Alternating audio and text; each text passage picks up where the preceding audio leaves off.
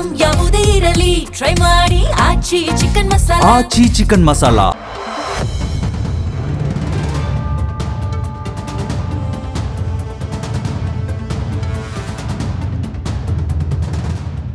ಕರ್ನಾಟಕದ ಗದಗ ಜಿಲ್ಲೆಯ ಒಂದು ಪ್ರಮುಖ ತಾಲೂಕಾ ಕೇಂದ್ರವಾದ ರೋಣ ಐತಿಹಾಸಿಕವಾಗಿ ಮತ್ತು ಧಾರ್ಮಿಕವಾಗಿ ಅತ್ಯಂತ ಮಹತ್ವದ ಸ್ಥಳವಾಗಿದೆ. ಪ್ರಾಚೀನ ಕಾಲದಲ್ಲಿ ರೋಣವನ್ನ ದ್ರೋಣಪುರ ಅಂತ ಕರೆಯಲಾಗ್ತಿತ್ತು. ಮಹಾಭಾರತದ ಪ್ರಖ್ಯಾತ ಗುರುಗಳಾದ ದ್ರೋಣಾಚಾರ್ಯರು ಇಲ್ಲಿ ಜನಿಸಿದ್ರು ಅನ್ನೋ ಬಲವಾದ ಐತಿಹ್ಯವಿದೆ. 10ನೇ ಶತಮಾನಕ್ಕೆ ಸೇರಿದ ಪ್ರಸಿದ್ಧ ಪಾರ್ಶ್ವನಾಥ ತೀರ್ಥಂಕರ ಜೀನ ಬಸದಿ ಇದ್ದು ಅದರಲ್ಲಿ 24 ತೀರ್ಥಂಕರರ ಕೆತ್ತನೆಗಳನ್ನು ಕಾಣಬಹುದು. ರೋಣದಲ್ಲಿ ಚಾಲುಕ್ಯರ ಶೈಲಿಯ ಅನೇಕ ಪುರಾತನ ದೇವಾಲಯಗಳಿವೆ. ಇಲ್ಲಿನ ರಾಯರ ದೇವಸ್ಥಾನ ಮತ್ತು ಇತರ ಶಿವಾಲಯಗಳು ವಾಸ್ತುಶಿಲ್ಪದ ದೃಷ್ಟಿಯಿಂದ ಮಹತ್ವದ್ದಾಗಿವೆ. ಇಂತಹ ಕ್ಷೇತ್ರದಲ್ಲಿ 2023ರ ಚುನಾವಣೆಯಲ್ಲಿ GS ಪಾಟೀಲ್ ಮುಖಾಂತರ ಕಾಂಗ್ರೆಸ್ ಗೆಲುವು ಸಾಧಿಸಿದೆ. GS ಪಾಟೀಲ್, ಗುರುಪಾದ್ ಗೌಡ ಸಂಗನಗೌಡ ಪಾಟೀಲ್ 1983ರಲ್ಲಿ ತಮ್ಮ ರಾಜಕೀಯ ಜೀವನ ಆರಂಭಿಸಿದರು. ಮೊದಲಿಗೆ ಸ್ಥಳೀಯ ಪುರಸಭೆ ಮತ್ತು APMC ಸದಸ್ಯರಾಗಿ ಆಯ್ಕೆಯಾಗಿದ್ದರು.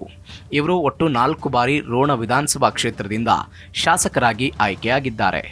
1989, 1999, 2013 ಹಾಗೂ 2023ರ ಚುನಾವಣೆಯಲ್ಲಿ ಗೆದ್ದು ವಿಧಾನಸಭೆ ಪ್ರವೇಶ ಮಾಡಿದ್ದಾರೆ. 1995ರಲ್ಲಿ KPCC ಕಾರ್ಯದರ್ಶಿಯಾಗಿ ಮತ್ತು ಬಾಗಲಕೋಟೆ ಜಿಲ್ಲೆಯ ಉಸ್ತುವಾರಿಯಾಗಿ ಕೆಲಸ ಮಾಡಿದರು. ಪ್ರಸ್ತುತ ಗದಗ ಜಿಲ್ಲಾ ಕಾಂಗ್ರೆಸ್ ಸಮಿತಿ ಅಧ್ಯಕ್ಷರಾಗಿಯೂ ಜವಾಬ್ದಾರಿ ನಿರ್ವಹಿಸುತ್ತಿದ್ದಾರೆ. 2016ರಲ್ಲಿ ಕರ್ನಾಟಕ ನವೀಕರಿಸಬಹುದಾದ ಇಂಧನ ಅಭಿವೃದ್ಧಿ ನಿಯಮಿತದ ಅಧ್ಯಕ್ಷರಾಗಿದ್ದರು. ಜನವರಿ 2024ರಲ್ಲಿ ಇವರನ್ನ ಕರ್ನಾಟಕ ರಾಜ್ಯ ಖನಿಜ ಅಭಿವೃದ್ಧಿ ನಿಗಮದ ಅಧ್ಯಕ್ಷರನ್ನಾಗಿ ನೇಮಿಸಲಾಗಿದೆ. ಕ್ಷೇತ್ರದ ರಾಜಕೀಯ ಇತಿಹಾಸ. ರೋಣ ವಿಧಾನಸಭಾ ಕ್ಷೇತ್ರ ಭೌಗೋಳಿಕ ವಿಸ್ತಾರದಲ್ಲಿ ರಾಜ್ಯದ ಕೆಲವೇ ದೊಡ್ಡ ವಿಧಾನಸಭಾ ಕ್ಷೇತ್ರಗಳ ಪೈಕಿ ಒಂದಾಗಿದೆ. ಬಾಗಲಕೋಟೆ ಜಿಲ್ಲೆಯ ಬಾದಾಮಿವರೆಗೆ ಹಬ್ಬಿರುವ ಈ ಕ್ಷೇತ್ರ ಒಂದು ತುದಿಯಿಂದ ಮತ್ತೊಂದು ತುದಿಗೆ 110 ಕಿಲೋಮೀಟರ್ ಇದೆ. 2007ರಲ್ಲಿ ನಡೆದ ಕ್ಷೇತ್ರ ಪುನರ್ರಚನೆಯಲ್ಲಿ ರೋಣ ತಾಲೂಕಿನ ರೋಣ ಹಾಗೂ ನರೇಗಲ್, ಗಜೇಂದ್ರಗಡ ತಾಲೂಕಿನ ಗಜೇಂದ್ರಗಡ, ಮುಂಡರಗಿ, ಡಂಬಳ ಹೋಬಳಿಗಳ ಜೊತೆಗೆ ಗದಗ ತಾಲೂಕಿನ ಕೆಲವು ಹಳ್ಳಿಗಳನ್ನು ಸೇರಿಸಿ ರೋಣ ವಿಧಾನಸಭಾ ಕ್ಷೇತ್ರವನ್ನು ರಚಿಸಲಾಗಿದೆ.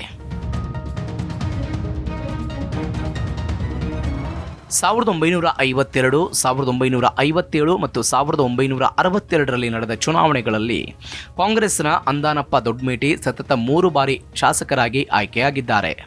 1967ರಲ್ಲಿ ಕಾಂಗ್ರೆಸ್ ಅಭ್ಯರ್ಥಿ DA ಜ್ಞಾನಪ್ಪ, 1972ರಲ್ಲಿ ಕಾಂಗ್ರೆಸ್ನ AV ಪಾಟೀಲ್, 1978ರಲ್ಲಿ ಮುತ್ತಿಕಟ್ಟಿ ವೀರಭದ್ರಪ್ಪ ಅಡವೆಪ್ಪ, 1983ರಲ್ಲಿ ಜನತಾ ಪಾರ್ಟಿಯ ಜ್ಞಾನದೇವ್ ದೊಡ್ಡಮೇಟಿ, 1985ರಲ್ಲಿ ಜನತಾ ಪಾರ್ಟಿಯ ಜ್ಞಾನದೇವ್ ದೊಡ್ಡಮೇಟಿ, 1989ರಲ್ಲಿ ಕಾಂಗ್ರೆಸ್ನ GS ಪಾಟೀಲ್, 1994ರಲ್ಲಿ ಜನತಾದಳದ ಅಭ್ಯರ್ಥಿ ಬಿದರೂರು ಶ್ರೀಶೈಲಪ್ಪ, 1999ರಲ್ಲಿ ಕಾಂಗ್ರೆಸ್ನಿಂದ ಕಣಕ್ಕಿಳಿದಿದ್ದ JS ಪಾಟೀಲ್, 2004, 2008ರಲ್ಲಿ ಬಿಜೆಪಿಯ ಕಳಕಪ್ಪ ಬಂಡಿ, 2013ರಲ್ಲಿ ಕಾಂಗ್ರೆಸ್ ಅಭ್ಯರ್ಥಿ GS ಪಾಟೀಲ್ ಹಾಗೂ 2018ರಲ್ಲಿ ಬಿಜೆಪಿಯ ಕಳಕಪ್ಪ ಬಂಡಿ ಈ ಕ್ಷೇತ್ರದಿಂದ ಗೆದ್ದು ಶಾಸಕರಾಗಿದ್ದಾರೆ.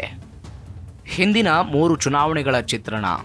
2008ರಲ್ಲಿ ನಡೆದ ಚುನಾವಣೆಯಲ್ಲಿ ಬಿಜೆಪಿ ಅಭ್ಯರ್ಥಿಯಾಗಿ ಕಣಕ್ಕಿಳಿದ ಕಳಕಪ್ಪ ಬಂಡಿ 50,145 ಮತಗಳನ್ನು ಪಡೆದು ಕಾಂಗ್ರೆಸ್ನ GS ಪಾಟೀಲ್ ವಿರುದ್ಧ 1,830 ಮತಗಳ ಪ್ರಯಾಸದ ಗೆಲುವು ಪಡೆದರು. 2013ರಲ್ಲಿ ನಡೆದ ಚುನಾವಣೆಯಲ್ಲಿ ಕಾಂಗ್ರೆಸ್ ಅಭ್ಯರ್ಥಿಯಾಗಿ ಕಣಕ್ಕಿಳಿದಿದ್ದ JS ಪಾಟೀಲ್ 74,593 ಮತಗಳನ್ನು ಪಡೆದು ತಮ್ಮ ಸಾಂಪ್ರದಾಯಿಕ ಎದುರಾಳಿ ಬಿಜೆಪಿಯ ಕಳಕಪ್ಪ ಬಂಡಿ ವಿರುದ್ಧ 18,567 ಮತಗಳ ಅಂತರದಲ್ಲಿ ಗೆಲುವು ಸಾಧಿಸಿದರು. 2018ರಲ್ಲಿ ನಡೆದ ಚುನಾವಣೆಯಲ್ಲಿ ಬಿಜೆಪಿಯ ಕಳಕಪ್ಪ ಬಂಡಿ ಮತ್ತು ಕಾಂಗ್ರೆಸ್ನ GS ಪಾಟೀಲ್ ಮತ್ತೆ ಮುಖಾಮುಖಿಯಾದರು. ಈ ವೇಳೆ ಕಳಕಪ್ಪ ಬಂಡಿ 83,735 ಮತ ಪಡೆದು GS ಪಾಟೀಲ್ ವಿರುದ್ಧ 7,334 ಮತಗಳ ಅಂತರದಿಂದ ಗೆದ್ದು ಶಾಸಕರಾದರು. 2023ರಲ್ಲಿ ಕಾಂಗ್ರೆಸ್ನ GS ಪಾಟೀಲ್ 94,865 ಮತ ಪಡೆದರೆ ಬಿಜೆಪಿಯ ಕಳಕಪ್ಪ ಬಂಡಿ 70,177 ಮತ ಪಡೆದುಕೊಂಡರು. ಆ ಮೂಲಕ 24,688 ಮತಗಳ ಅಂತರದಲ್ಲಿ GS ಪಾಟೀಲ್ ಗೆಲುವು ಸಾಧಿಸಿದ್ದಾರೆ. ರೋಣ ವಿಧಾನಸಭಾ ಕ್ಷೇತ್ರದ ಜಾತಿ ಲೆಕ್ಕಾಚಾರ. ರೋಣ ವಿಧಾನಸಭಾ ಕ್ಷೇತ್ರದಲ್ಲಿ ಒಟ್ಟು 2,29,898 ಮತದಾರರಿದ್ದಾರೆ. ಈ ಪೈಕಿ 70,000 ಲಿಂಗಾಯತ, ಇದರಲ್ಲಿ ಪಂಚಮಸಾಲಿಗಳು 40,000 ಇದ್ದಾರೆ ಅಂತ ಅಂದಾಜಿಸಲಾಗಿದೆ.